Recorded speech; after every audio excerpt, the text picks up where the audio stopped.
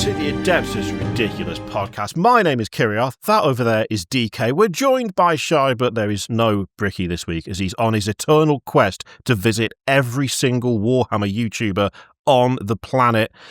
This week, we're talking some fantasy. I have no idea what we're talking about. And we've got some fresh, tasty new merch to discuss, potentially. Oh, fresh and tasty merch. Where can they get that merch? That fresh and tasty merch. How about the dice, the hoodies, the objective markers, the t-shirts? Where can they get that, though? They can get that from orchid8.com. Wow. And it's. I'm loving one of these already. Two more stickers. There is an excellent one of Shy saying never having good days, which honestly suits the tone every time we start doing one of these episodes. That's going to be a chart topper. Absolutely. That's going to be sold out immediately. And there's me. There's a little me holding a little cup. That's awesome. I love that. It's proof that Funko Pops can look good as long as you don't vacuum the soul out of them. Right? It's great. The one simple step to making a good-looking Funko Pop, just make it look good. Easy. Yeah, easy. And Funko Pop has objectively failed at that. It's just 100%. Look, I'm sure there are some fans out there right now that are looking at their Funko Pop wall being like, how dare you, sir? How dare you? This is my identity. To each their own, but to me, they all look like soulless dolls of hate and evil. So that's a great statement to follow. To each their own. Yeah, totally. Fine if you like them. I hate them with every fiber of my being. So, Kiriath, I gotta say, that was a pretty good intro, except when we do fantasy, it's called Realm of Ridiculous, and we never told you that, and there was no way you could have known that, but otherwise, great intro. You know what the other I did know that, though. I did know that. I just panicked on the moment. That's okay. The other fun thing about these episodes is I get to give other people quotes. I've been thinking about this almost all day. All day. So you, Kiriath, you get a quote today.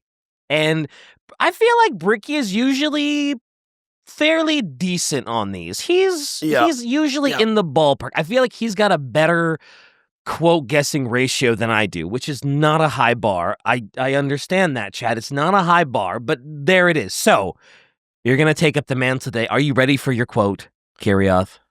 Yeah, give it to me. Okay. You may curse us, shun us, deny our existence, but that is no matter. You have done so for centuries. Had you not abandoned us, our vast family would never have been sundered. Thanks to your cowardice, we are strong and mighty, seeing the truths that have long been hidden. Kiriath, what's that quote? I mean, the reference to a big family being shunned. Mm-hmm. See, I think family, I immediately think like Vampire Counts, but that's just because of Total Warhammer 2 and 3 and 1, where it's like there seems to be a lot of people with the same last name, but really I'm gonna help you out. We already did an episode on the Vampire Count, so it can't be that. Okay. So I'm gonna strike that off the board for you. Can't be them. There's nothing about delusion in there, because the other one I thought was maybe the Flesh Eater Courts, but then I'm stuck in Age of Sigmar as well. I'm much more AOS than I ever was fantasy. Yeah, this so is I'm fantasy, trying to remember. True. Yeah. Ooh. And I mean, there is some overlap, so, you know. That's true. Pushed aside, shunned. Had you not abandoned us, our vast families would never have been sundered. That's a big part of it, is their feelings of abandonment. There's got to be some elves that have been pushed aside, right? There's got to be some elfin, like, shunning and kicking out for not being pure enough or nice enough. Or there absolutely are. But it's not them. It's not them. I will give you a little help, because, you know, you're not here for a lot of fantasy episodes. It's not elves. Some sort of Chaos Dwarfs. It's not going to be Chaos Dwarfs. Kirioth, it is actually 100% Chaos Dwarf. Is it really? It is actually 100% Chaos Dwarfs. Where did you pull that out from, by the way? Well, again, it was the family thing. That was the only other thing I could think. I was like, well, if it's not elves, I feel like the dwarves have got a big, like, clan-based sort of, you've got all the Book of Grudges stuff, which I vaguely know exists. And yeah, it was the only thing I could think other than elves that might be family-related. That also wasn't just the fact that there's 1,800 vampires with the same name. So... Well, congratulations, because you guessed it, because today, on Realm of Ridiculous, we are, in fact, covering the Chaos Dwarfs. And this might be a not very long episode. I mean, it's going to be a good-sized one, but there's not, like, a ton of lore on the Chaos Dwarfs, but it's I feel like it's interesting enough, and the Chaos Dwarfs are well-known enough that, they deserve their own episodes. Because they didn't have their own, like, stuff for fantasy for a while, I feel like. They had, like, Forge World stuff for ages. And then when AOS came out, then there was still the Forge World stuff. But it felt like, as factions go, it felt like sort of Traitor Guard for 40k. Where it's like, if you're willing to spend a ton of money, you can have something that doesn't really get much in the way of new rules and is like almost like a legacy army that they just... didn't really ever stop making, but also never really put any effort into either. Despite the fact, that picture by itself, by the way, those massive, like, demonic steam engine things in the background go so hard. It's unreal. They love their siege weaponry. We will talk about they love their siege weaponry. And Possum was good enough to leave a good chunk for the end of this episode about sort of why there's not a ton and kind of what you just said about how sometimes it might be a little bit pricey too. So we will definitely talk about that. Hell yes, I'm excited. Hell yeah. And so we did already cover just the regular dwarfs in a previous episode, and the Chaos Dwarfs are obviously sort of their offshoot angsty siblings. And for a quick sort of TLDR on how they got this way, at the outset of sort of the fantasy setting, you have the old ones who are basically just terraforming the fantasy planet. Fantasy planet is called Malice. So, they're terraforming it, and they are seeding the planet with all of the different races, and they are preparing it for the Great Plan. And so the dwarfs get seeded, and they're sort of, they're having a good time, and they are expanding from their mountain homes in the Southlands.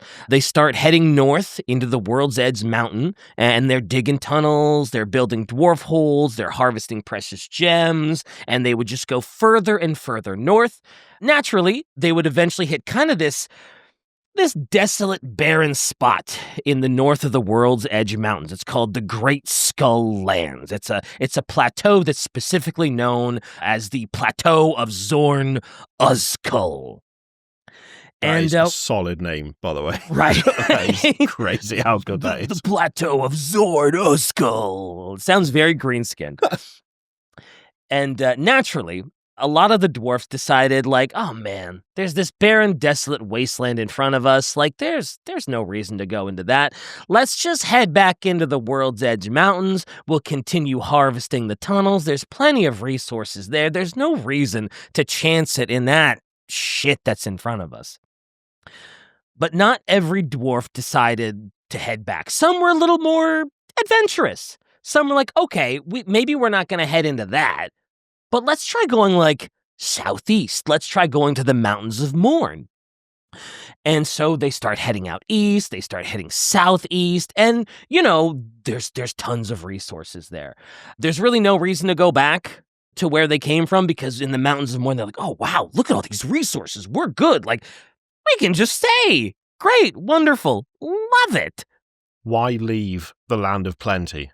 Yeah. Why don't you just stay where you are, and you can do what you like if there's a ton of resources?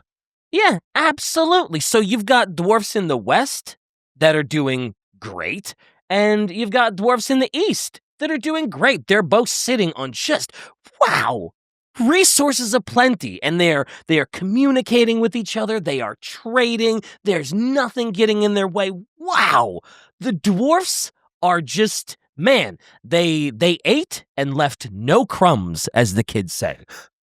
So, because of course everything's going really well, I'm going to go ahead and assume that at least one section of this very big, very happy, very contented, and, full of resources families are going to get absolutely and royally screwed over, right? I'm guessing that's the way that's going to go.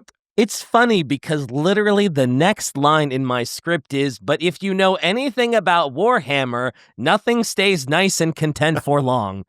There we go. That's what I like to hear. Yeah. So then the great catastrophe happens. And I don't know, how familiar are you with 40K? Not 40K, with fantasy. Very, very little. I don't know that much at all. No one at my local gaming store when I started playing 40K played fantasy, and so it sort of passed me by. And my main experience with it was when things went into the end times and everyone got very angry. And that was my first time seeing a lot of people talk about fantasy. And that was in the context of, it doesn't seem much point getting into this because it seems like they're killing it off. So... And they did. Yeah. But so the Great Catastrophe is this huge event.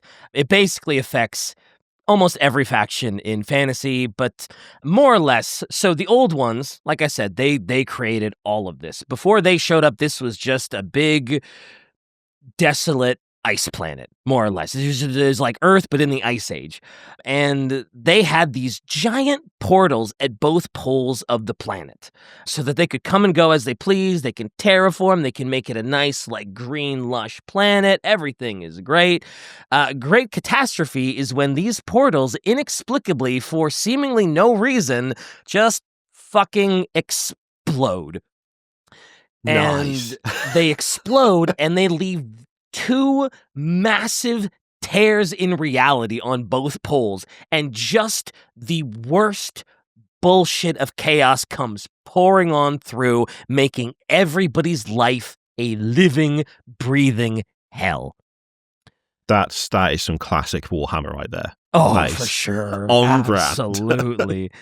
And one of the things that happened is that because of the Great Catastrophe, the Mountains of Mourn, which are in the an area called the Darklands, it gets totally and completely cut off from the east. And the dwarves in the west are like, oh, wow.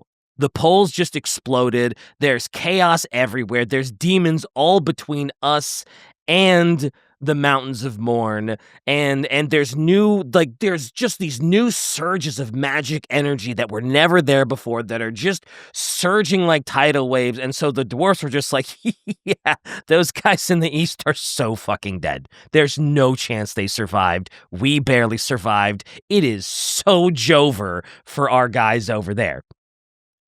Just like, wow, we dodged a bullet. Pity about the rest of the family, but what are you going to do? Yeah. And honestly, for a good chunk of the Great Catastrophe, the dwarfs saw what was going on and they were like, yeah, not our problem. And they just closed all the doors to their hold, just went into their mountains and were like, yeah, we're not coming out until all this shit sorts itself out because nope, F that. But wouldn't you know it, the dwarfs in the east weren't dead at all. And as time passed, and no one came to help them, they believed that their brothers in the West had completely betrayed them. Not only that, they believed that they had been betrayed by the very pantheon of gods that they had been worshipping this entire time, the sort of dwarven pantheon of gods. They were like, how come our god of war, Grimnir, didn't just carve his way through chaos to come save us? We've been firm believers. Valaya is like their goddess of hearth and home, and it's like, she didn't offer us shelter. We're dying out here. And they saw no aid from their god of mining, Grungi, and they were just like, man, They've all forgotten us. We've been completely and utterly isolated and nobody cares. They're not looking for us. We're struggling out here. We are not doing well. It is not fine. totally justified as well. Like, to be fair, there's a massive apocalyptic event, and you are suddenly cut off from all support, and just nothing happens to change that. Nothing you do makes any difference. Like, the feeling of abandonment has to be really severe in that sort of situation, when it just feels like there's no help coming and you're just permanently under siege. You would at some point be like, I'm pretty sure that everyone else wasn't wiped out, so any chance of a hand? Anyone? No? Oh, cool. I guess it's just fend for yourself then, which, if you've got a pantheon that was actually active as well, that's pretty bad. Yeah, back then, I think their pantheon of gods were actually people that existed, too.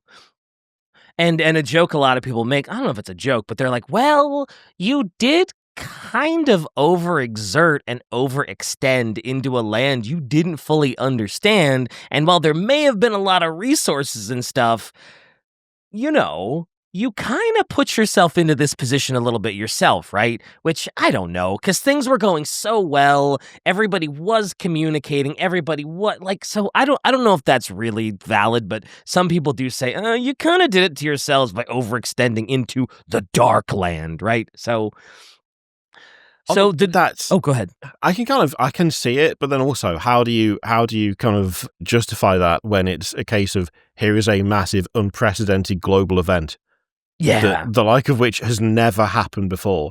It's like, okay, that you did push pretty far. No one else saw the portals exploding into horrific chaos. Exactly. So, and it's not like if they knew, they would have gone, we'll ride it out. They probably wouldn't have gone if they'd known. So, sure, a little bit, a bit like as Shai says, victim blaming. Yeah, and the resources there were good.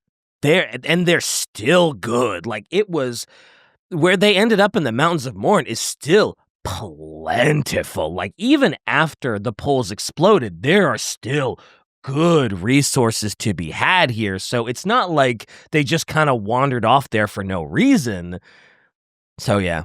So, in order to actually survive all this, since they had no help from their brothers, no help from their family, no help from their pantheon, they began to worship a minor chaos god named Hashut.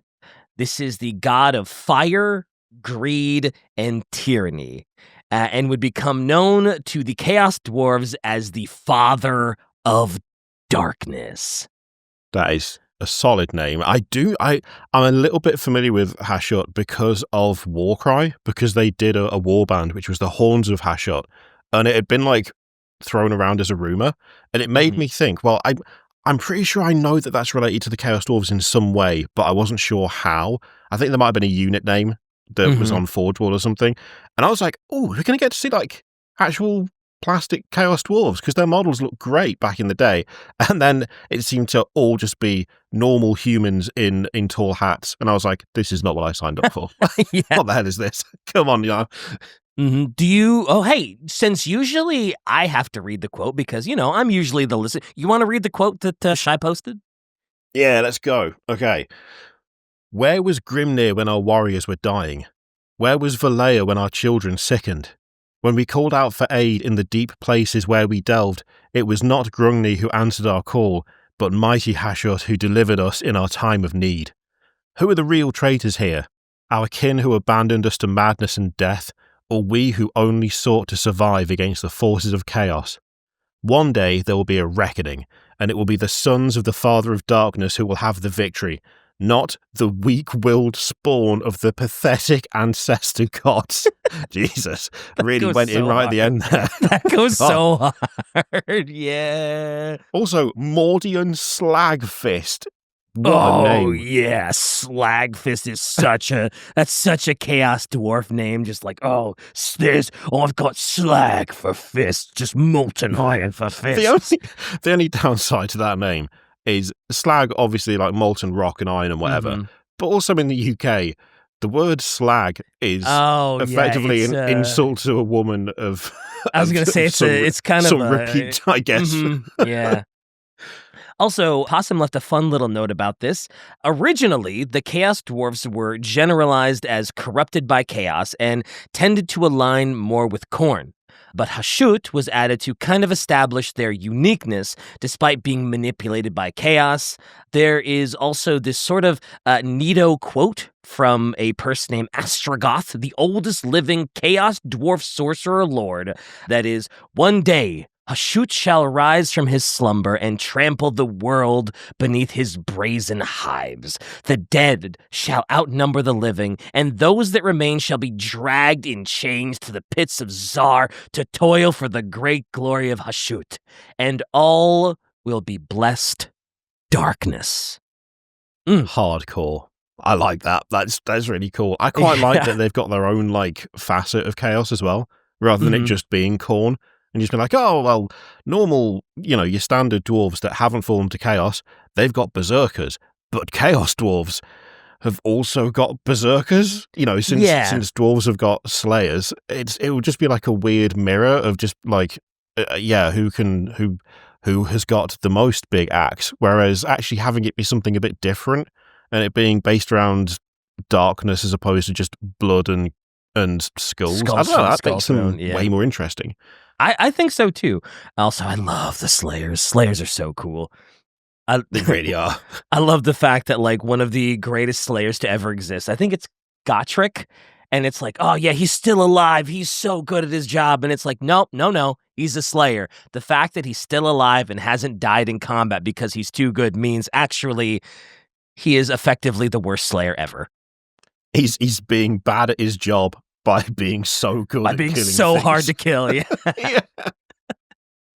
Anyway, in return for the Chaos Dwarfs' worship and obviously their souls for him devour, we would see some of the first instances of like actual dwarf magic.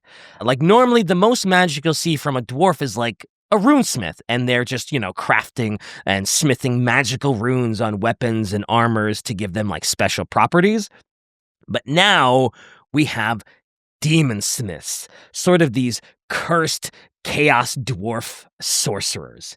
And a thing to note about the demon smiths, which I will talk about a little bit later, it's not just like a magician. A demon smith is naturally a powerful sorcerer, but like most dwarfs, they are also just masterful engineers. And also these are going to be sort of your priests of Hashut. It's their pact with Hashut that gives them their powers. Demon smiths, these chaos dwarf sorcerers, are bound to their god. Also, the demon smiths who become like the toppy are called sorcerer prophets. And these... Oh, go ahead. Sorry, can I... Normal dwarves, do they not really have like mages, wizards, it's more literally like crafting. It's literally they craft runes. The runes are packed with magic, and that's what gives them power. Whereas, so Chaos Dwarves, they actually have proper. They actually have proper sounds weird saying magic. Proper magic. I don't know how else to phrase it, but I didn't realize that normal dwarves, it was like you make a rune, the rune's got the power. I thought they still had things like sorcerers and the like, but that's a really fun difference. They are heavily resistant to magic and chaos.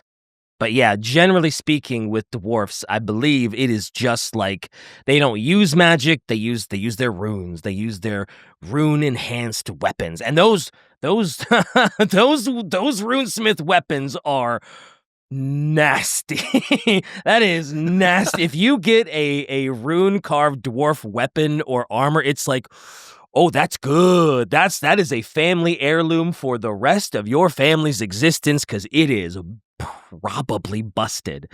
And presumably really hard to make. Like you've got to have access to someone who's got a very rare talent. Actually, you know what, Shine? Now you mention it. I've just realized. I think in Dragon Age, dwarves are like resistant to magic and stuff, aren't they? Which I'd never really thought about before. That's never sort of registered previously. I believe, is it Runefang that is crafted for every elector count shy in the Empire? And those are like runesmith crafted swords specifically for them that are just like, even if you are an immortal vampire, if you get struck by it, you die. And so that's badass. Yeah, they make some crazy weapons. The anti-immortal sword. Yeah. That's great. Mm-hmm. And so, like we said, generally speaking, dwarfs they weren't built to be mages. They weren't built to use magic. And so when they were given this gift by Hashut, it's like, hooray, the gift of magic. But it's like, you weren't built for that. So it does come with a drawback. It comes with the curse of stone. This is a fairly self-explanatory curse, but as time passes, the demon smith's body will slowly turn to stone. It starts at their feet and kind of just slowly works its way up. Oh, the ultimate irony. The lot who are brilliant at mining and great stonesmiths and, engineers becoming a statue. Oh, love it. And they try to prevent this as much as they can, because what they'll do is, since they are such skilled engineers, they will literally build sort of these steam-powered bodies and limbs so that even if their lower body has been turned to stone, they can still be mobile. They can still use their arms, and they just have these like that picture right there. The lower half of his body, I believe, is just stone, but he's kind of got that, I don't know if I want to say it's an exoskeleton that he's made for himself so he can still get around, work, and toil. That's great. That's really cool. Mm-hmm. It should also be noted that there aren't a ton of these Chaos Dwarf sorcerers rolling around. There's maybe a couple hundred or so at any time for their whole population. And while there really isn't there's no really specific one leader or one big hierarchy with the Chaos Dwarves. Generally speaking, you are going to listen to the Demon Smiths, you are going to listen to the Chaos Dwarf Sorcerers, you're going to listen to the priests and stuff like that. They're going to hold a little more sway, a little more power, a little more control over the populace. And Possum gave me a cool little quote from Total War 3 to add to this bit. Fools all, they know nothing of our great work, of what we have accomplished. Our kin will never progress while they continue to look at the meaningless past for guidance. The old dwarf empires all fell. Doesn't that seem like a significant sign of their weakness? Their adherence to tradition will be their downfall. Vikram Flametongue, Chaos Dwarf Sorcerer. Another strong name. Loving the names for this. Oh, yeah, they're so great. I love them. Also, much like with normal dwarves, the older you are, the more respected you are, and obviously the more weight your voice is going to carry. Also, I posed this question to Possum because I was kind of curious about the Curse of Stone. Because I was like, how fast does the Curse of Stone work? Because in a lot of fantasy media, it's okay, you've got these great magic powers, but they're tied to this curse. So it's if you use your magic powers more, does that make the curse move faster? Because, you're using the power more, so maybe the curse speeds up. And Possum's answer to this is essentially not really. Basically, the Curse of Stone is just the inevitable end to any demon smith.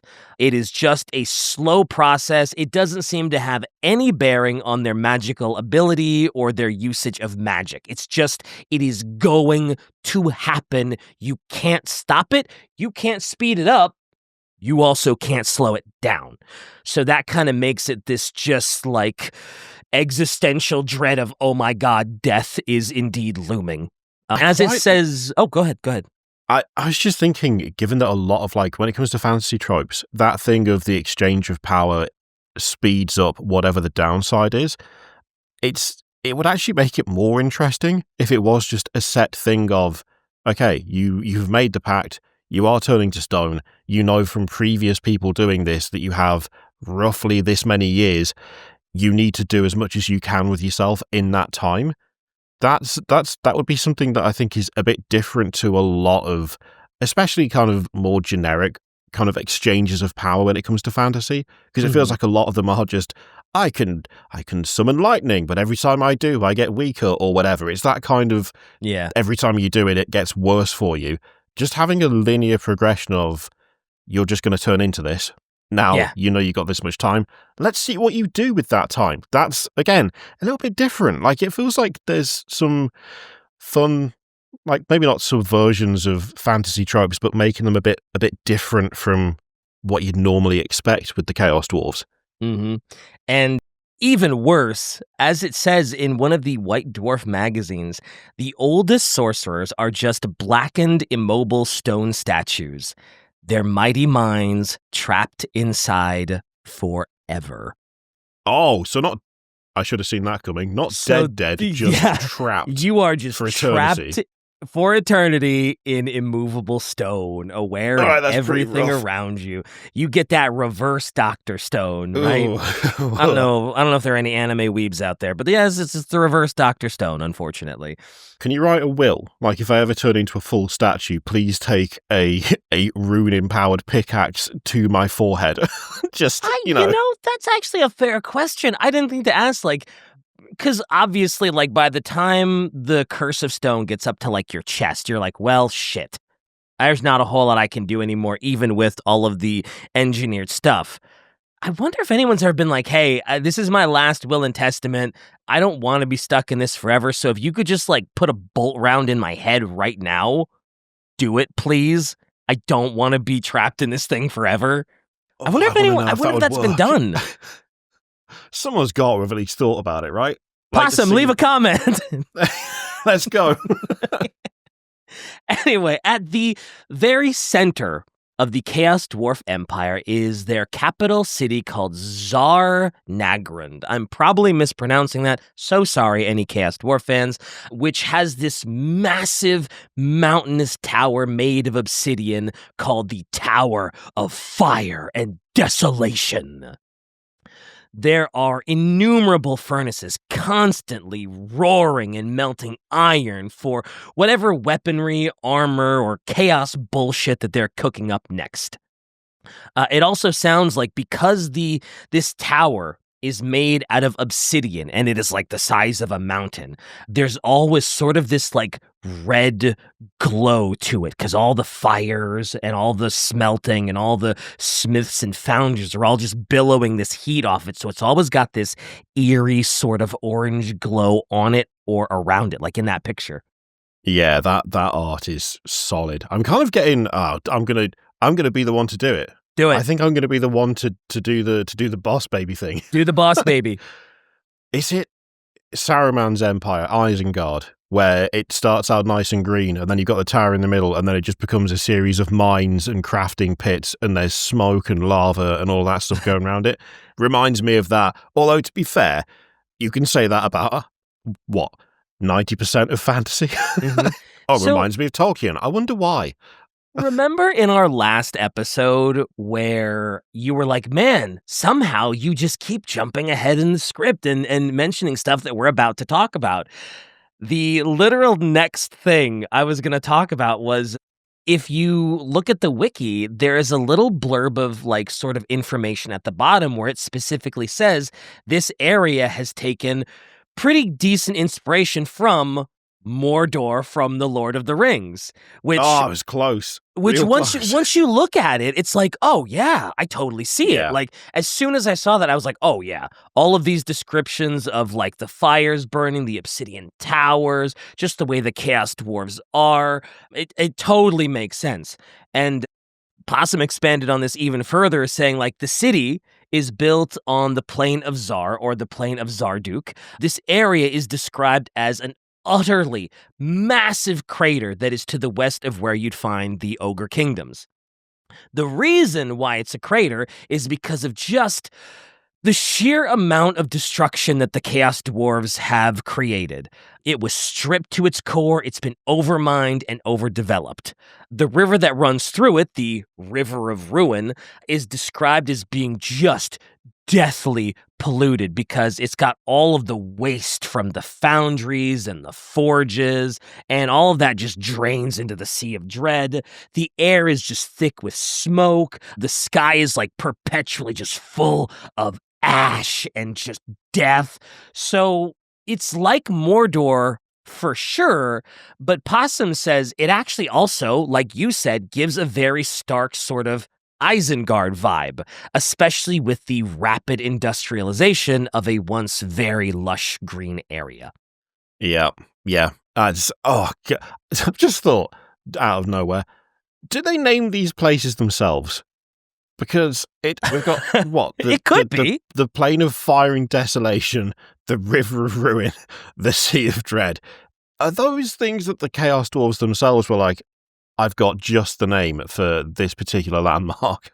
It might have been them, because they've been there for a long time. They've been there since the old ones were still around, since time began, essentially. So they might have named it that, just because they're so spiteful and they're like, oh, whatever. What do I care if that river is in ruin? I'm making cool shit over here. What do I care if the sea is dead or full of dread? I don't care, right? So it might have been them. Like a reaction to their own stripping the landscape of everything it has. Like, there's almost like a recognition that what they're doing is probably not that helpful long term, but hey, everyone else needs to be taught a lesson because they left them to die. And as such, you name places like the Vale of Woe.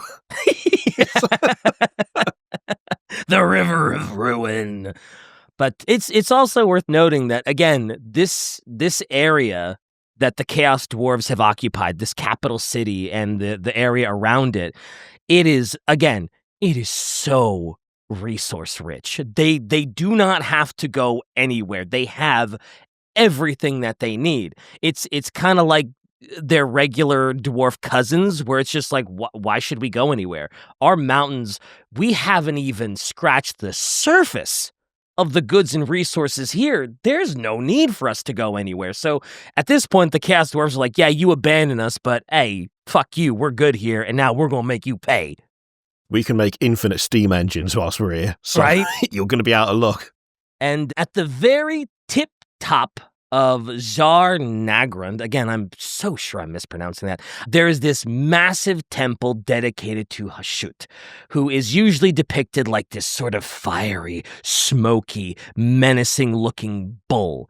And there's this big effigy of Hashut up there that is described as a gigantic iron statue with a hollow belly, and they feed the belly with coals until the statue is quite literally just red hot. And this is where the Chaos Dwarf sorcerers usually convene and sort of like scheme their next move. The temple is also guarded by bull centaurs, which are dwarfs who are just horribly mutated by chaos. Like when the poles exploded, they just got hit by an extra crazy dose of bullshit.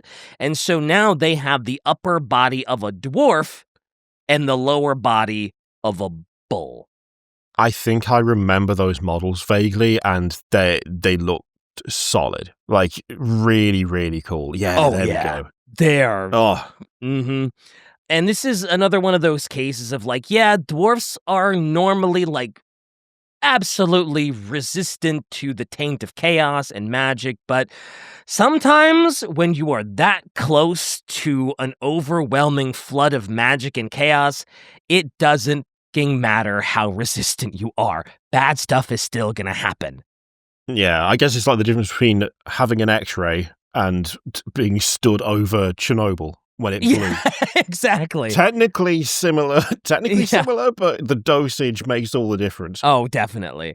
Like, normally the only real mutations you'd see with the Chaos Dwarves are like some tusks or horns that look kind of stylish. In some cases, some of them do have cloven hooves, which they think these are great because they're like, ooh, this makes me look like Hashut.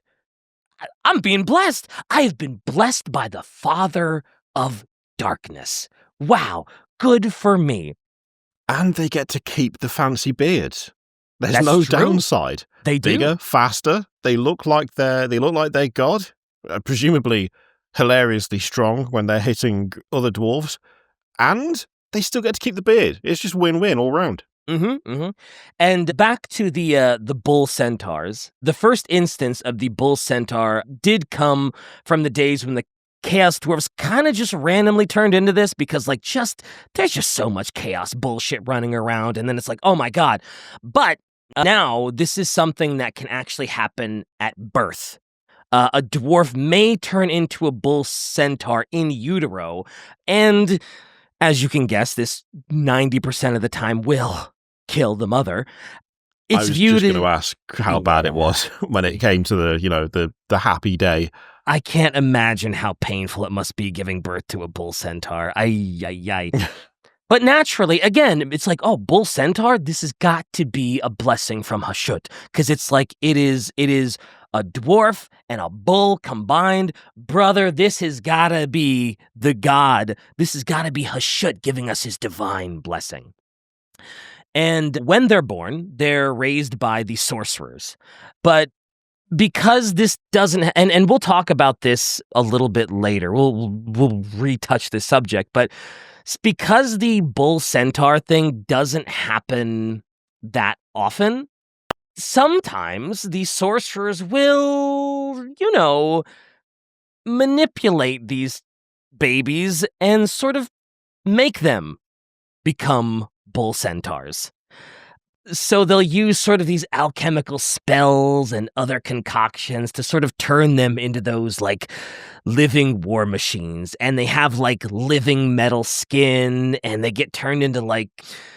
Essentially, they do become indistinguishable from, like, a real bull centaur, but, like, they're much more, like, mechanical, and like I said, they have, like, living machines in them, and so they are completely indoctrinated by the sorcerers to be like, oh my god, I need the sorcerer to live, because when I get injured, they need to give me, like, special living metal mercury to, like, heal my wounds and stuff. And I need to be more devout towards Hashut. I need to be just, I'm the embodiment of our god. I have to be so good. So essentially, these chaos sorcerers at birth are just molding bull centaurs literally into just being the most devout creatures ever. Brainwashed and heavily dependent on them for everything they need. Yeah. Nice. And also, there are sacrifices that are made to the Temple of Hashut almost daily in the form of, you guessed it, slaves.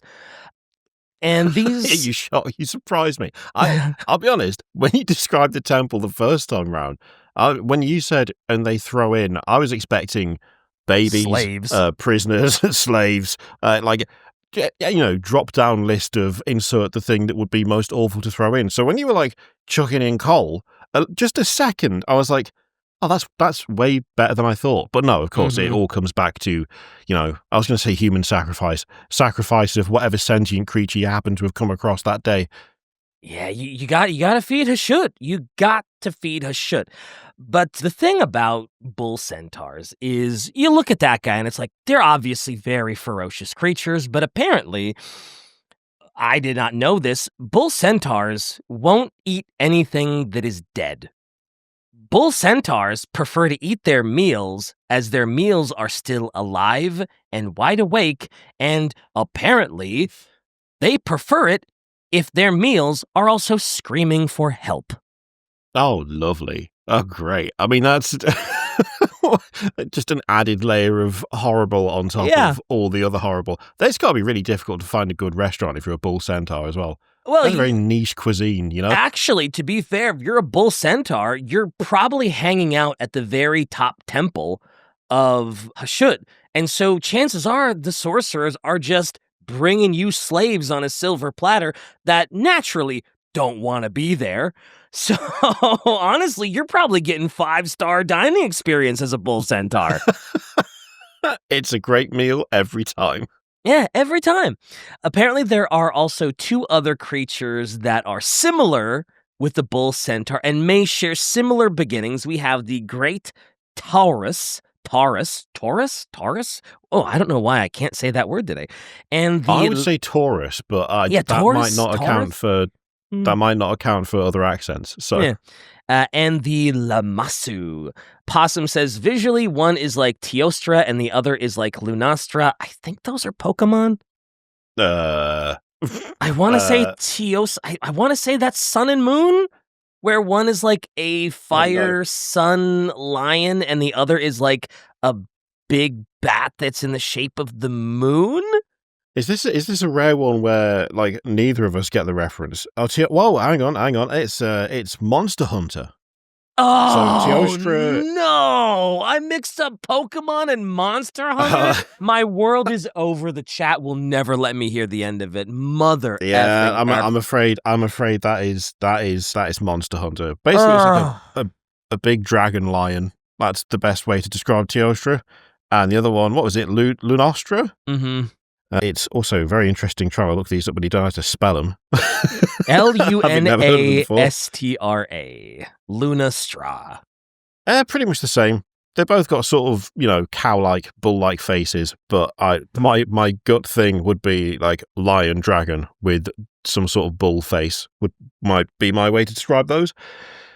Yeah, I don't know. I don't know why I thought Pokemon for this. I really don't. Oh man. To be fair, that is pretty much Teostra. That looks exactly like it, the Lamassu. So yeah, that's a good shout. That's cool. That's a good reference. Good reference, Possum.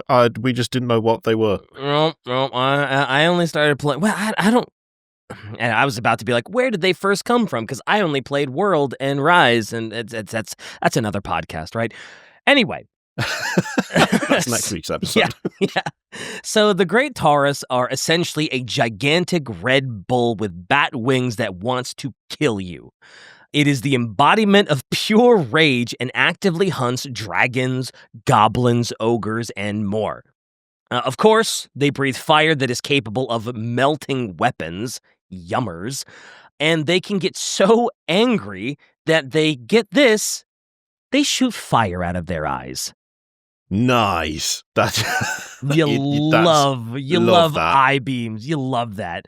Hell yeah. Also, I love the list, the way the list was constructed. They're incredibly angry, incredibly strong. They hunt dragons, goblins. I'm going to go ahead and say that the difference between a goblin and a dragon, chasm size difference right there. I guess it should have really been skinny dude with a stick, or you've got a fire-breathing flying monster. I think the list probably should have been more like goblins, ogres, dragons, and more, probably. But, it's a tomato, potato, right? It's fine. So the winds sustain them in the dark lands, so they don't stray unless sort of the winds go a bit astray, too. So they wander with the wind itself. The wind gives them sustenance. There is a Chaos Dwarf legend that states that the Great Taurus were once of their kin that mutated similarly to the bull centaurs. Another separate myth states that the Great Taurus were sent by the old gods as a punishment for the chaos worship in the area, and they exist to hunt down anyone there as perpetual punishment. Some Chaos Dwarves are known to somehow tame and control these beasts and use them as cavalry, which is insane to me that you could tame one of these sort of mythical, fire-breathing, eye-beam dragon bull things. That is badass. That's what so an absolute crazy. Legend. Imagine being the dude who brings one of those back to camp. Look what I found. Man. This is my pet now. Imagine you fly into battle on one of those. The amount of psychic damage and damage to the enemy morale when they see this big dragon-winged bull thing shooting fire out of its eyes and mouth. It's just like, nope, I'm out. Fuck this. I don't need this that bad. I didn't sign up for that. No way. You told me I was fighting dwarfs that had big hats. What is that? I love that screenshot. Yeah, that's what that dude's thinking. He's seconds away from turning around and going the other way. Yep. That is such a fun creature. It just looks so good. Yep. And the Lamassu, the other creature is the Lamassu. It is a gigantic blue bull monstrosity. But instead of shooting blue flames and being filled with rage, this creature is known to be intelligent, like a sorcerer, and can use magical manipulation on par with a sorcerer. They are insidious creatures that can do an incredible amount of damage, and it takes a lot of power to tame one. Similarly, they are believed to have the same origin to the Great Taurus or the Bull Centaur, but again, it is not fully known, but it's probably similar. Lamassu take a lot of power to summon or control, and only the most powerful Chaos Dwarf sorcerers can even hope to try to manipulate them. But this comes as a great aid to the sorcerers too. The aura around a Lamassu can intensify the magical abilities of those who have tamed it. But, it also can nullify the magical properties of those who attempt to attack one. So it is an all-encompassing buff debuff. You want this on your side. That's great. I really like the again, that nice thing of you've got the big angry stampy thing, and then you've got the thing that looks like it would probably be roughly the same, but in some ways way worse. I would argue being that smart and having the ability to knock out magic or enhance it, that's actually scarier to me than the bull with dragon wings that shoots fire from his eyes, because one of them, if you can get to shelter, you might be able to survive. The other one sounds like it would find a way, maybe not just to hunt you down, but make your life miserable first and then hunt you down. Yeah. So, yeah. I like the way the Lamassu looks a lot better too, actually. Something about because it just looks a little bit more, I don't know if I want to say deformed, but it looks more like it's got a face, and you can kind of see the dwarf part of it a little bit, and it's been sort of mutated with a big gargoyle, where the other one is kind of that's a bull with wings. Yeah. The fact that it's got a humanoid face adds a lot to it. It makes it look more even more sort of mythological. Yeah, absolutely. So another fun little fact about Zharr Nagrun, their capital city, is that the road leading to the tower and the pillar and the city, the road leading to it is literally lined with all of the chaos sorcerers who have turned completely to stone. So if you're walking to Zharr Nagrun, the road is just the red carpet that they roll out for you is just stoned chaos sorcerers, and all of them, their minds are still trapped in there. I mean, if you walked down that avenue and you still thought to yourself, you know what? I could go for that pact, then I don't know what to tell you. You've got, you need therapy, all right? You need to work out why you are so self-destructive, because that is a whole road of just, that's a terrible idea and it's not for me. Either that, or you have to be so dedicated to the reason you want that power, and you have to be so sort of indoctrinated to Hashut that you're it's worth it, 100%. The ends justify the means. Yeah. I'm in it, and got enough dedication. That's an insane level of dedication and sort of I was almost gonna say religious brainwashing, but that's some anyway. Another thing you need to know about the Chaos Dwarves is that I wrote that they love their slaves, and it's not so much that they love their slaves, it's just, boy, they have a lot of slaves. God damn, do they have a lot of slaves. One of the issues that popped up with their worship of chaos and giving to the dark powers is their minds did kind of get warped a little bit, as it does when chaos is involved. They didn't kind of become these cold, vicious monsters that basically wanted to enslave anything that didn't agree with them. But as your mind just slowly kind of warps and twists, you kind of devolve and turn away from what your normal dwarf brethren used to do. And honestly, Hashut needs human sacrifices all the time, and slaves are great for that. Also, really good time to mention that the Chaos Dwarves do oftentimes act as sort of the polar opposite to regular dwarfs, because regular dwarfs would never even think of employing they would never take a slave and be okay, build this thing for me. They're no. The slave would fuck that up. I'm the only one with the proper skill and the proper know-how to build that building. But the Chaos Dwarves view industry as something that is actually best done by others. Same with like when they go into battle, and we'll talk about this later. The Chaos Dwarves actually are kind of the minority of their armies, and it's mostly other slaves that do all the heavy lifting and all the fighting for them. So, again, regular old dwarves, not really known for their innovation either. They don't love innovation. It's like, oh, my father did it this way, so I'm going to do it this way too. I don't know if that was a good accent. I don't think it was. That wasn't bad, actually. That was okay. But yeah, Chaos Dwarves are just ever-growing tech-wise because naturally, Chaos Dwarf isn't going to look at their past and be like, oh, yeah, of course I have to honor that. They're like, when a Chaos Dwarf when a Chaos Dwarf looks at their past, they're essentially going to be like, that's all the shit that betrayed me.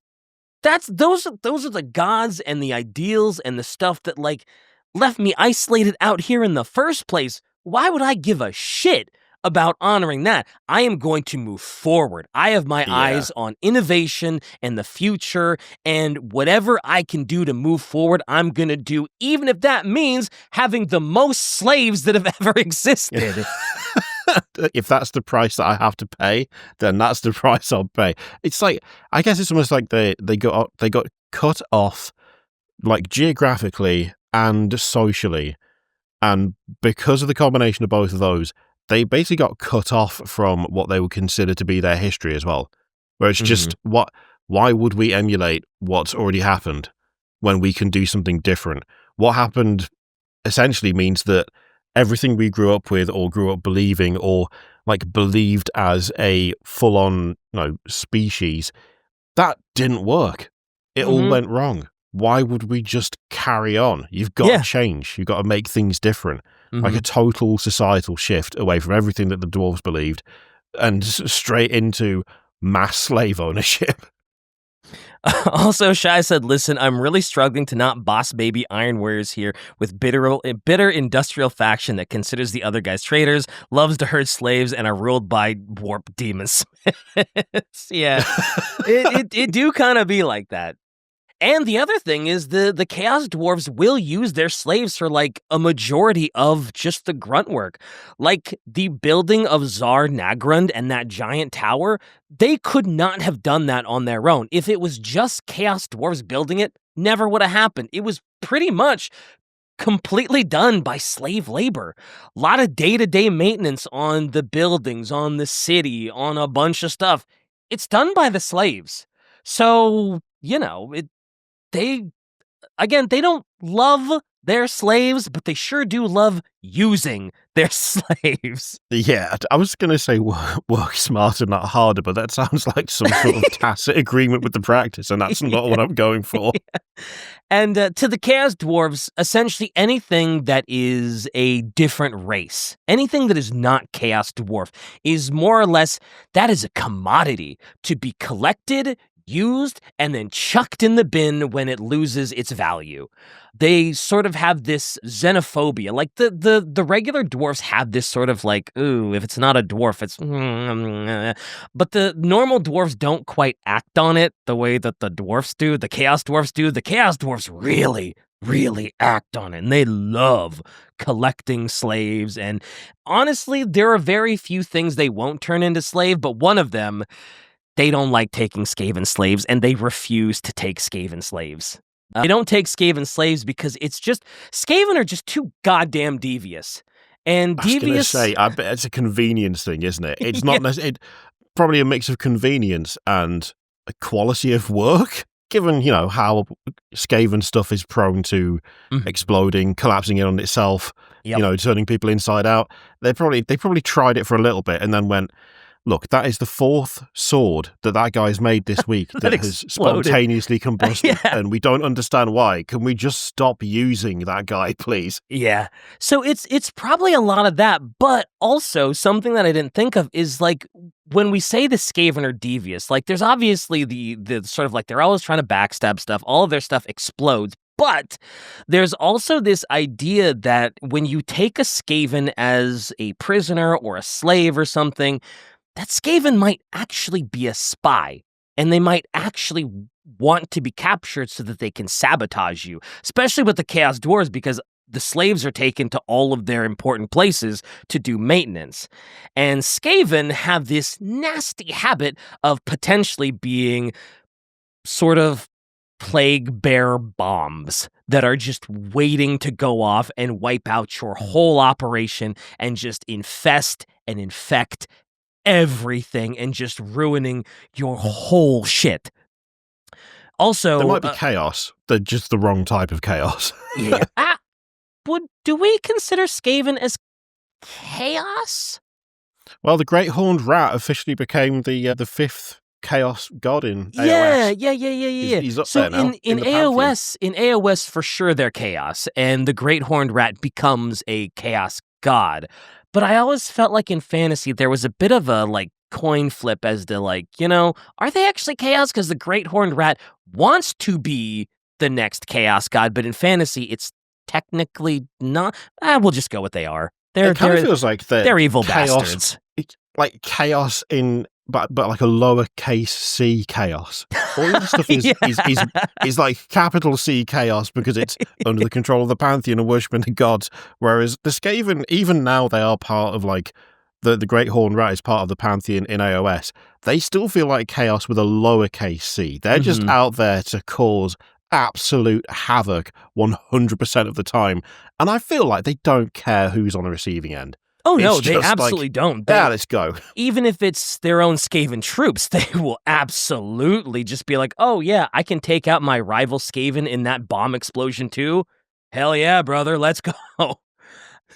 Also, having Skaven working in your mines is probably a pretty piss poor idea, because Skaven could literally just keep digging and digging and digging and dig a tunnel and essentially get back home. All the other species, in theory, would have to go the opposite way while escaping. And they're probably in such a desolate area that, like, if they're in the mines, they're not getting home. But a Skaven, they can just keep digging, digging, digging, and eventually they'll find one of their little Skaven rat holes and just be back home. And it's like, oh shit! Now we gotta plug up another Skaven hole that's in our city because we took like 3 Skaven slaves. They all dug their way back home, and now there's stupid Skaven. I love the idea if they take 3 Skaven slaves and then a month later they're like, I thought we captured 3. There's like 50 in here. Did you capture more? No. I know what you're talking about. No, I didn't. Where did they come from? Yeah, and now you've got a whole Skaven invasion on your hands, and it's like, no more Skaven slaves. Stop it. Never again. This is stupid. And notably, the Chaos Dwarves love, also, again, that's air quotes, love, having greenskin slaves. I would hazard to say that a majority of their slave force is made up of some type of greenskin. Because, they're hardier, they're stronger, they're able to withstand all the fiery conditions of Szar Nagran. They can work in it, they're not too disturbed by it. They also particularly like hobgoblins because they're like a greenskin, but they're a little more devious. And hobgoblins are more than willing to backstab a greenskin. They're just sort of, we'll talk about this a little more, they're kind of like coded to be devious and backstabbing. And so the Chaos Dwarves will give them sort of, I don't know if I want to say the honor of being like a slave overseer that sort of whips all the other slaves into shape. It's not that the Chaos Dwarves like love them anymore, but, at least it's something. But yeah, like I said, hobgoblins are essentially, they're hardwired to be treacherous and diabolical. And so the Chaos Dwarves gives them the best opportunity to do this, even though the Chaos Dwarves will still control them and brutally beat them down and, all that sort of stuff. But it's like, hey, at least I get to be a slave overseer. Hooray, hooray. Little collaborators. Yeah, and because of this, the hobgoblins kind of rely on the Chaos Dwarfs for protection, because without the Chaos Dwarfs there, the other greenskins would absolutely beat the shit out of them and probably eat them alive. A little fun little thing, there is a notable hobgoblin chieftain that is in the service of the Chaos Dwarfs, a person known as, or I guess a goblin, or a hobgoblin known as Gorda's Backstabber. He has outlived many other hobgoblin chieftains because he trusts absolutely nobody. A quote from him that shows his methodology is, "Stick 'em with arrows, stick 'em with knives and swords and spears, stick 'em quick and stick 'em where it hurts, but most of all, stick 'em when he's looking the other way." Nice. I like the idea that he's got trust issues with a name like Backstabber. It's like, you might be the cause of this, you know? Can I trust you, Gorda's Backstabber? Oh, sure you can. Just look the other way, mate. Okay. What's that over there? Yeah, what's that over there? Where? Son of a... I should have known. Ah, God, I should have known not to look. It was right there in the name, and yet... And I still look. God, you're so clever. No wonder you've lasted so long. Which actually brings us to this really important event that happened to the Chaos Dwarfs, and probably one of their most catastrophic fuck-ups ever. So like we said, Chaos Dwarfs have an absolutely staggering number of greenskin slaves. And one day, the Chaos Dwarves, they were like, we're really tired of these greenskin slaves. Like, they're always so rowdy. Sometimes they won't listen to us. There's so many of them. And, like, they're always infighting, too. Like, sometimes our slaves are just killing themselves and killing off their friends and stuff. And it's like, God, I wish we could make more obedient greenskins. So one day, the Chaos was like, well, you know what? That's a great idea. Why don't we? So they're like, let's take the biggest, strongest, smartest orcs and let's use our dark magic to make them more obedient. That's why Hashut gave us his magic. Let's do it. And as just a quick note, their obsession with sort of dark and forbidden magic actually brought them down the path of modifying life to create sort of perfect entities to do their work for them. Specifically, they've also created the Kadai, which are essentially half demon, half elementals that act as servants to the demon smiths. And it's sort of this compromise of, instead of summoning a demon, why not make your own partial one that can do all the stuff you want a demon to do, but this one actually listens to you and probably won't double-cross you. But a big problem that the Chaos Dwarfs did not foresee is, apparently, it is quite impossible to overwrite an orc's sense of independence and, I suppose, free will. And all the Chaos Dwarfs succeeded in doing was they made something called a black orc. I was going to ask if it was black orcs. Yeah, it's like black orcs. Aren't they like super brutal, like extra strong, just like orc times 2? I think I've seen those described as. So essentially a black orc is literally just bigger, stronger, and much, much smarter than your average orc. And because of this, essentially what they did was they made the perfect leaders of a greenskin slave rebellion. And honestly... Oh, nice. I would almost say black orcs are like a normal orc times like 100, honestly. It's especially, there is one specific one, I think, what was his name? Grimgor Ironhide? Right, Grimgor Ironhide. He is literally the strongest orc and strongest war boss that has ever lived. And that's what they made. The Chaos Dwarves are responsible for that. Yeah, because he escaped from them. They couldn't kill him. Oh. And then he goes out into the fantasy realm and he causes so much hell. If you go back and watch the Greenskin episode, we talk about Grimgor Ironhide. He is basically impossible to kill. You are not standing up to him. Absolute monster. Absolute. Just a complete monster in every way. In every single way.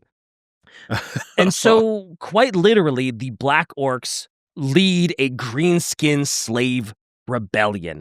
And they come really, really close to actually wiping out the Chaos Dwarfs. Like, they made it all the way to the Temple of Hashut at the very top of Zharr Nagaran, and they were about to actually destroy the Chaos Dwarfs, but those fucking hobgoblins.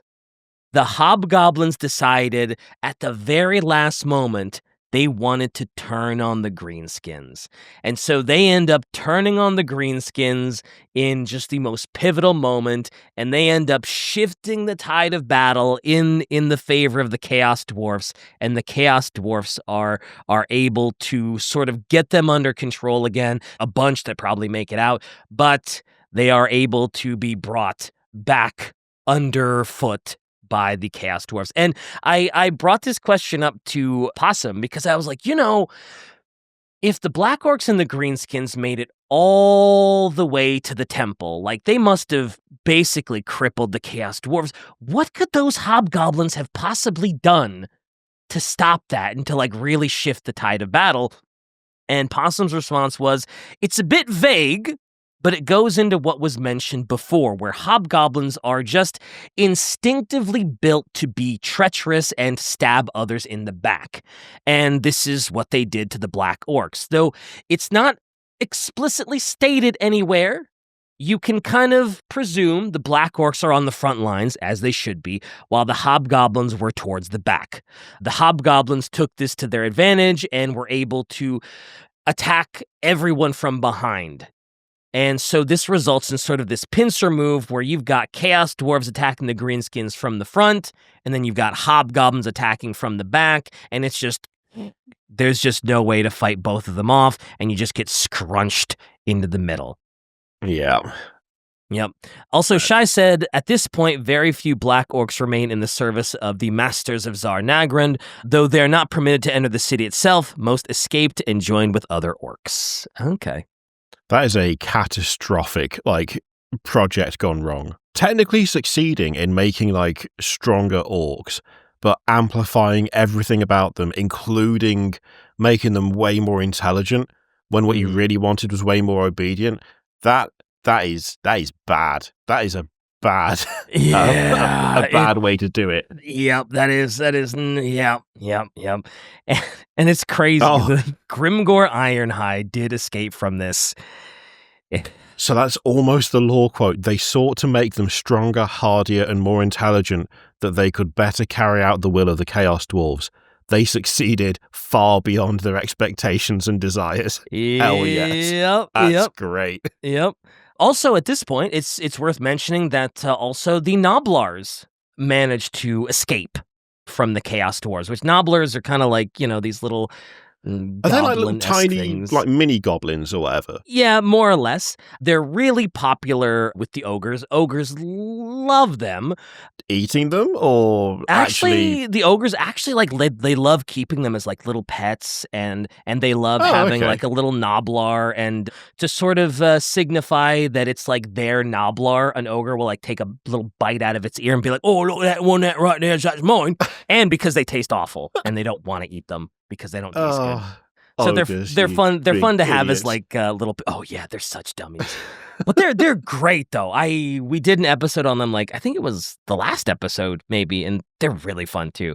But so they escape from the caves where the Chaos Dwarves are, and that's when they sort of flee to the mountains to seek refuge with the Ogre Kingdom. And naturally, Noblars are just always horrified of Chaos Dwarfs because, oh boy, Pepperidge Farm remembers.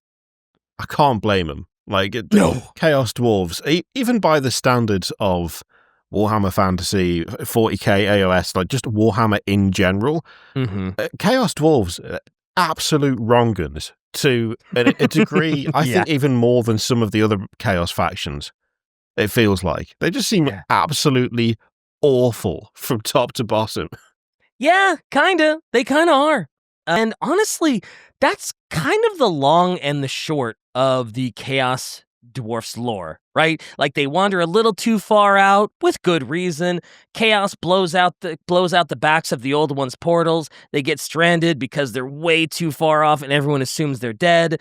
They blame everybody else but themselves, worship chaos, make slaves, profit. That's essentially their lore, right? I meant to ask this earlier. I don't want to forget. The old ones, am I right in thinking that at one point the old ones in fantasy and the old ones in 40k were supposed to be the same thing? Or am I misremembering that? If I'm not mistaken, they might actually be the same ones. Okay. Because there is like a little overlap between fantasy and 40k. Like the Chaos Gods are literally the same in 40k and in fantasy. Yeah. So I'm not I don't remember if the old ones are the same. And it's like, oh yeah, once their portals got blown out, they're just like, screw this. I guess we're going to go do the 40k stuff. So I'm not entirely sure if they're the same. I want to say they are the same. Same name, same ideal behind them. You know, I would say probably the same, right? The one world was the test run, and then 40k was the next project. I'd argue if that was true, they really messed it up on the second try and all. And then the old ones are like, so Necrons, eh? Our portals got blown out. So Necrons, huh? Anyway, it was implied early on that Fantasy World was a lost planet in 40k setting because Kaldor Drago fucking showed up in fantasy, but eventually GW said no, they are 100% separate. Okay. Oh, I vaguely remember that. Like Kaldor Drago showing up. Like it was some sort of vision from somewhere. But I only remember that as people being angry about it. I mean, to be fair, he ruins everything, so. Also, now would probably be about the best time to bring up another thing about dwarven culture that is different for the Chaos Dwarfs. Specifically, the old grudges. Now, as we all know, the non-Chaos Dwarves have this massive book of grudges, and it holds all the grudges. It holds, like, ancestral grudges. And a big difference between regular dwarfs and Chaos Dwarves is actually the way that they handle their grudges. Our notable example has to do with the Wood Elves. There's a Chaos Dwarf sorcerer lord that was assassinated by a wood elf while he was in the temple of Hashut himself. And so when this happens, obviously the Chaos Dwarves are not thrilled. We don't have a ton of Chaos Dwarf sorcerer lords. They are our pinnacle. They are our priests. They are the beloved. We are never going to forgive, and we are never going to forget this crime against our people for as long as we live. So what the Chaos Dwarfs do is they track down where this wood elf assassin was from. And they found that he lived near the Skull River in the forest surrounding its banks. And every 100 years on the anniversary of that assassination, the Chaos Dwarves would attack and scorch the forest there, burning it to the ground. And then they would leave. And they would give it another 100 years or so that it could rebuild and regrow, and they would just do it over and over and over and over again. They would burn it to the ground, let it rebuild, burn it down again, because God damn it, we don't forgive and we don't forget. That is a commitment to spite that is almost admirable how absolutely petty that is. God damn. And this kept happening until 2497 IC, when General Vrasnak of the Chaos Dwarves decided, you know what? It's time. It's time to end this once and for all, and amassed an unusually large army for the occasion and lit the woods on fire in an attempt to bait out the elves to face them. The elves eventually met them on the field of battle with a hastily assembled army, which included tree men and all that stuff, and they faced the Chaos Dwarves. Naturally, because it was such a large force, because the elves' army was just very hastily put together, the Chaos Dwarves absolutely bodied them. Very few wood elves made it out alive, and the Chaos Dwarves took the bodies, they took trophies, and they, of course, took slaves back to their realm. Of course. I mean, what else are you going to do at the end of a battle? And this is how the Chaos Dwarves like to handle their grudges. This is how they like to close out their grudges. They make you feel it for a long time until they finally, mercifully let you die and then take your withering corpse as a slave back to their crazy forge city. That is so hardcore.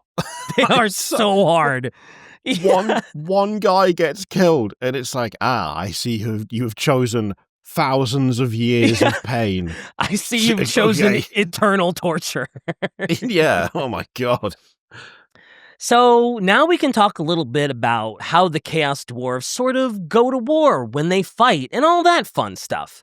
Much like regular dwarfs, our silly little Chaos Dwarf buddies are also all, like we said, they're master craftsmen, and like regular dwarfs, they're like really sturdy warriors. They're like the most sturdy warriors of ever. They love to tie off and curl their beards in kind of exotic ways, and as you've seen from many pictures, they also just love to wear those really big, tall helmets.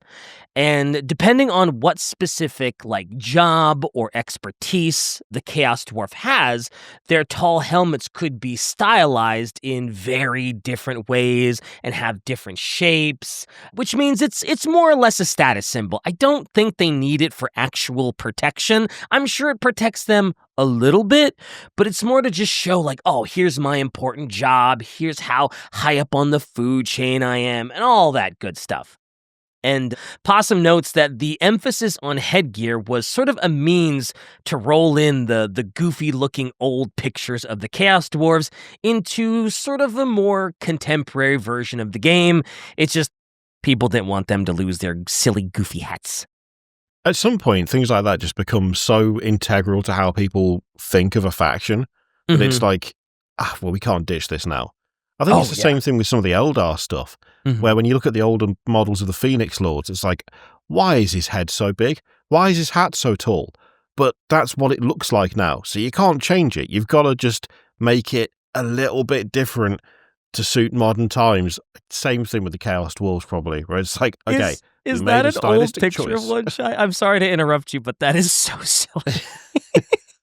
What the shape of the hat is incredible. Look at that, that's great. I had to interrupt you to bring attention to that picture because what? And it's got the chaos spiky bits on it as well.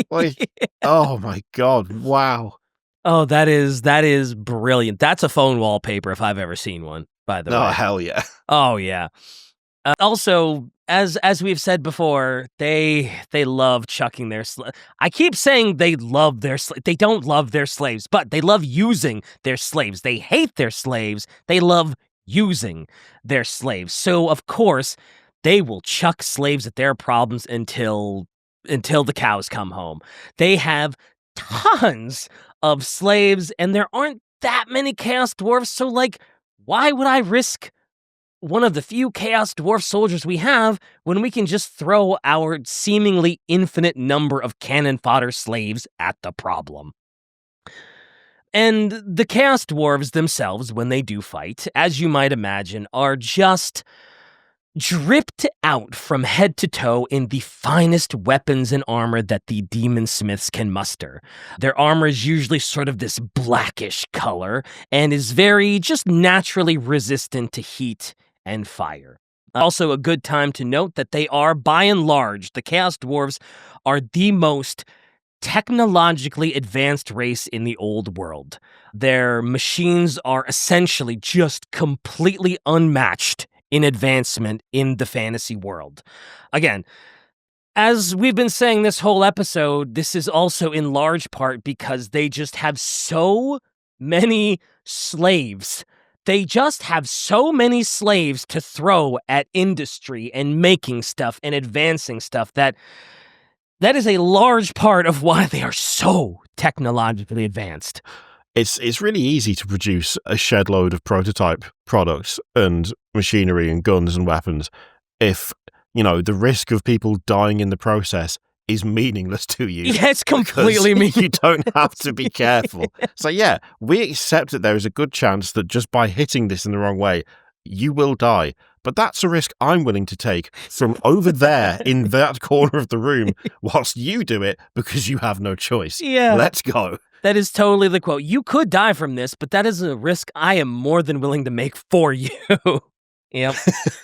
And generally, all of their armor and weapons are covered in these magic runes that will bolster their power. They do use swords, axes, spears, and the like, but Chaos Dwarves love their guns. They use pistols, they use bladed fire glaive repeating guns, and of course the favorite gun of the Chaos Dwarf is the hail shot blunderbuss. Which, from everything I read, just kind of sounds more or less like sort of just a really amped up magic blunderbuss that they specifically love using because there are just, in the Darklands, there are just so many fucking greenskins. There's so many of them. And the blunderbuss, they love it because it's like, oh, is that like a whole lineup of greenskins? One shot? Damn, they're all dead. Great. Love my blunderbuss.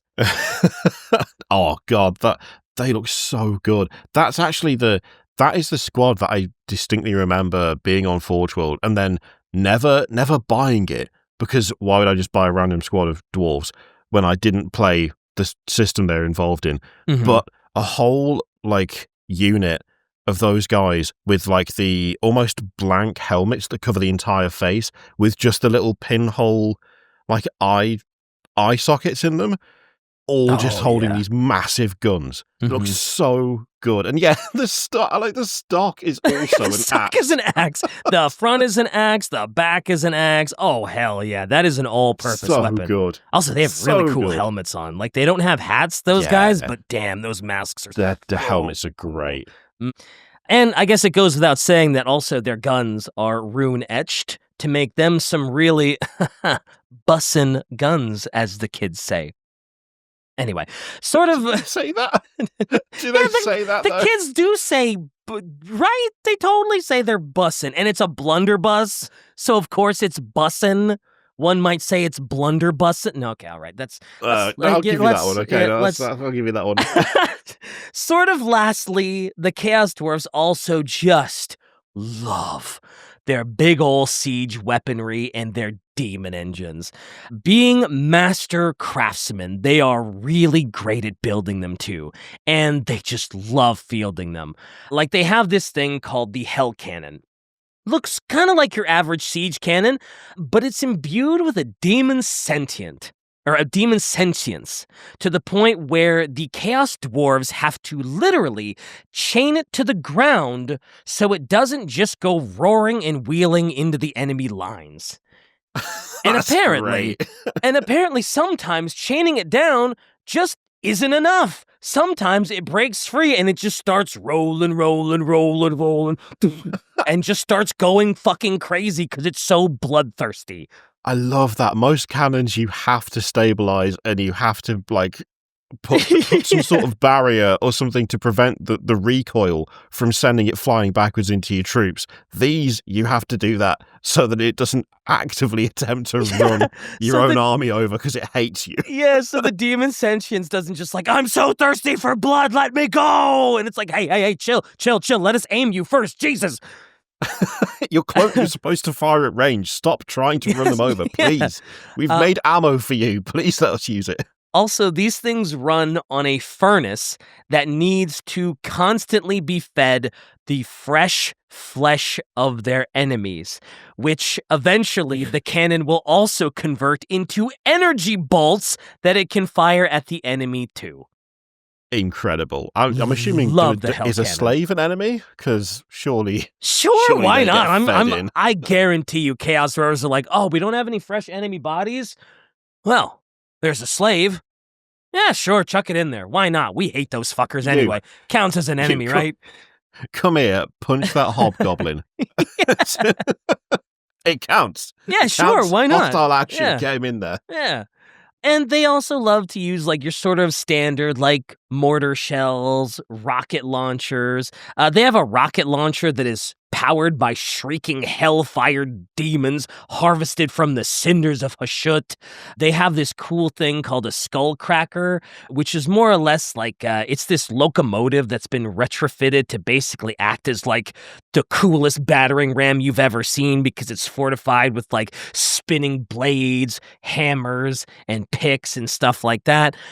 Also, Possum really wants me to talk about rockets because the Chaos Dwarves, they've built a few rockets, but... Sorry, I just saw the picture of the Skullcracker. Right? That thing is so cool! It's ridiculous. It is Oh my God. it is the coolest retrofitted locomotive I've ever seen, right?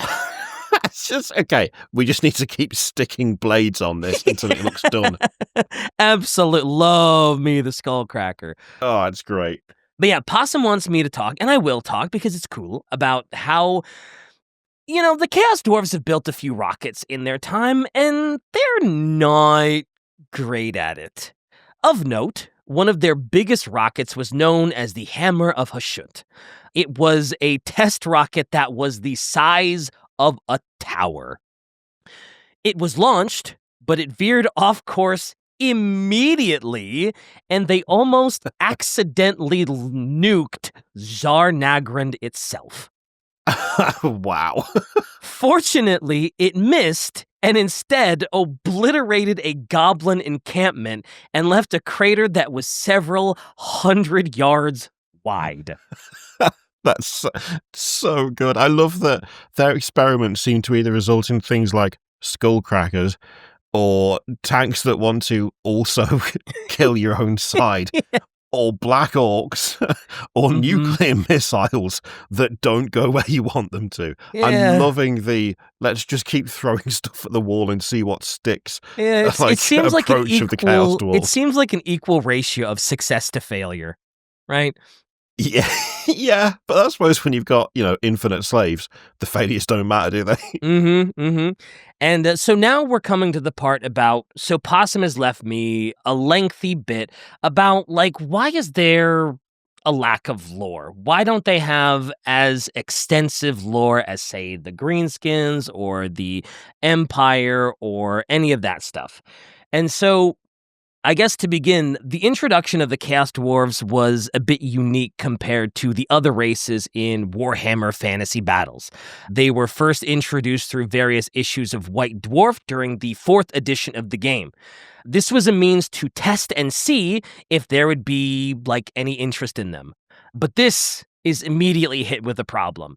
In order to have a coherent army list, you would need to get all the issues relevant to the Chaos Dwarves, which wasn't easy. They did release a compiled version of it eventually, but this was also hard to sell in itself because it wasn't released like the other Codex books were. Another thing to note about it is that it wasn't really a unique army, and it took a lot of stuff from the various greenskin armies at the time. All the above made it so that they weren't really sought after and they weren't really further supported at the time. It just wasn't, it was just weird. It was just strange. It was just a lot of weird, yeah. It feels like classic older Games Workshop where they sort of introduce something in a very kind of hesitant way. They make it really hard to find everything you need to use the thing they've introduced. Yeah. And then when it's not picked up, they go, no one's buying it. It's like, yeah. You made it impossible to get it all, man. Eventually, it really hard. Eventually you made the compiled version, but that also was a hard sell. And it's like, man, what did you expect? Yeah, it feels sort of like that. I guess it's the same thing as back in the day when you had various supplements and stuff, and it was like, to be able to use this, you will need this other complete codex. I feel like the Space Wolves ages ago, many editions ago, they had access to a Lehman Russ, where I seem to remember you needed another codex to be able to really use that, because it wasn't in the Space Wolves one. But it's like, why not? Why not just put it in there? Yeah, it seems very, very classic Games Workshop, the way they did the Chaos Dwarfs to start with. Yep. Then we hit 6th edition of Warhammer Fantasy, which coincides with 3rd edition of 40K. This is when things start to get a lot more grimdark. So it was sort of like the perfect time for the Chaos Dwarfs to come back. However, they needed to be reworked a bit. The original aesthetic was a bit too goofy for the setting, as we saw before, and some aspects, including the facial features, were a bit too problematic at the time and felt almost like this really goofy caricature that just, nah, Nah. So, in an attempt to work them into the newer edition at the time, they were reintroduced during the Storm of Chaos campaign, specifically the Hell Cannon release, that gave them a more diabolical, hatless engineer vibe that was kind of slick. However, again, they didn't really get any more support. Additionally, the only way you could actually run them at this time is if you had a copy of Ravening Hordes, as that book was the only book that had information on the compliant army. Oh, it's so like, come on, guy, get your act together. Oh, wow. The difference. It is literally night and day. I mean, it borderline not the same faction. Yeah, it is. That is one of the craziest glow-ups I think I have ever seen. They look so good. That helmet, the blank helmet, it looks so good. You have gone from a goofy caricature to holy shit, that I want that mini, right? Yeah, I want to go and find those now, just for the sake of having them. Yeah. And the final nail in the coffin came at around 8th edition with the launch of Warhammer Forge World for Fantasy. It was going to have a book called Tamarkan, the Throne of Chaos. It was not only a massive setting book, but also had a complete Chaos Dwarf army list. However, the issue came with something that Kirioth would know about: Forge World pricing, baby! Oh, you gotta love it. You gotta love seeing a squad of 10 that costs 4 times more a squad of 10 from Games Workshop. Yeah. You know, like back in the day when it was Death Corps of Krieg, it's like, oh, I fancy a Death Corps of Krieg army. And then you look at the fact that 10 Corpsmen was like £45. Yeah. And how many do you need for a guard army? Especially Krieg, who were mostly infantry. It's like, I mean, you either win the lottery or you just don't collect that. Yep. Good luck. Yep. So as to sum that up, that shit was expensive as hell. So in order to play them, you would need extremely expensive models that were considered by many to be subpar, and you would also need a book that was far more expensive than most books. But, like other things Forge World related, the models took a long time to come out, and it became a bit of a waiting game that ultimately, it just wasn't worth the wait for most people. So, unfortunately, they never took off the ground properly, much like their rocket, the Hammer of Hashut. Nice one, Possum. Excellent. Yeah. Yeah, it tracks. It sounds about right. Trickling out really expensive releases that like make other armies look cheap, whilst also putting their rules in a book that's more expensive than all the others, that you can't even use everything in there anyway because it's not available. So why did it fail? Who knows? Yeah, gee whiz, watch, golly. However, they do serve as a good race for the sake of the setting itself, and you do see some Chaos Dwarves as villains in some books, particularly in some of the stories of Gotrek and Felix, and their presence alone makes them undeniably an interesting part of the setting. And that, ladies and gentlemen, is our Chaos Dwarf episode. I said it was going to be a condensed episode, or a not as long episode. I'm trying not to use the S word in a dwarf episode. I think I've done very well, but it ended up being very long because I specifically was like, listen, Possum, there's not a ton of lore on the Chaos Dwarves. I'm not entirely sure why. So if you got anything you want to throw in there to beef up this episode as like why there isn't a lot of lore or why they do what they do, be free, young sparrow. That's not a saying, but whatever. It's fine. You get the idea. And so shout outs to Possum for adding a good chunk of like really interesting sort of like why they're not doing as well and a lot of little anecdotes. Yeah. So yeah. Be free, unlike the labor that the Chaos Dwarves use for their industry. Be free, unlike a green skin under Chaos Dwarf rule. Yeah. Yeah. But that's it. That's all I got. Let's go. Chaos Dwarfs, we're so evil and we love slaves, they said. Oh, yeah. And you can now get a Chaos Dwarf Blood Bowl team. Ooh, hey, those are pretty cool, though. They are, actually. They're very fun. They're a bit goofy, but in the best way. Look at the difference, though, between the old Chaos Dwarf that was on Forge World, oh my God, the gun, and the new Blood Bowl team. Oh, man. Again, it's like they've gone back a bit, but you can get away with it in Blood Bowl, because Blood Bowl's silly, so it's fine. Oh, man, that old Chaos Dwarf mini, the black and red one, is just... Oh, man. What is that? The axe looks terrible. The whole thing looks terrible, really. The color scheme is the only good thing about it, because black and red always looks good. But, like, oh, man, that's brutal. Oh, bless them. Love Chaos Dwarves. I knew nothing about them. They're awesome. I really like them now. Yeah. Oh, wow, they do look cool in Total War 3. Holy. Oh, that's right. They have that whole trailer of, like, fire and blood and industry. It's a really, really dope trailer. Oh, what? Okay, what is that steam engine thing in the back? I didn't realize those were cannons on either side. It's so good. I think that might just be just a... Oh, there we go. Oh, man. An Iron Demon and a Dreadquake. You'll love to see it.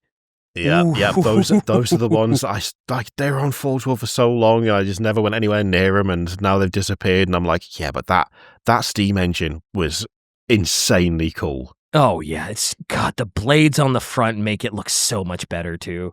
Obviously it already looks great with the cannons and the coal in the back for the steam, but God, something about those blades in the front just give it like this extra menacing vibe. Love it. Looks proper evil. Hell yeah. Hell yeah. So, Carrie, any parting words before we call it a fantasy episode? Only that I want all the things that are no longer available now. Yay! Which is a problem. Typical GW, right? Typical GW. Yeah. All right, I guess we're going to call that an episode. That is Chaos Dwarves. It was just as long as an episode as any other fantasy one, so sorry for once again lying to you at the start of the episode, but I guess, hey, if you enjoyed the episode, head on over to patreon.com/AdeptusRidiculous for all the stuff that Kyrios said at the beginning, and head to shop.orchid8.com for all the awesome stuff Kyrios said at the beginning, too. Posters, shirts. Buy stickers. Yeah, the cool stickers! Those stickers are so dope! A Funko Pop sticker that looks good! It's not Funko Pop legally, but you get the idea. Do it! See you next week, everyone! Distinct merch. Buy the merch! Bye, everyone!